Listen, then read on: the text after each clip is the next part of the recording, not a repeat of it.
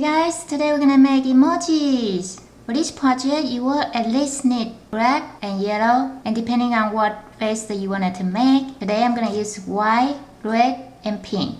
Today I'm gonna use this cap for my model.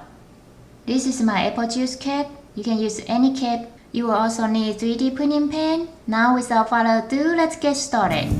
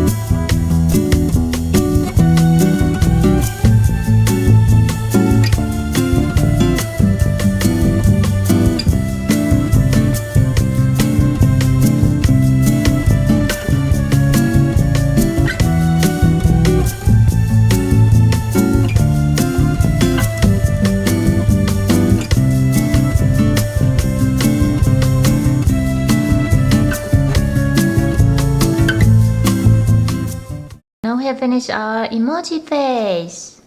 I make this one double face.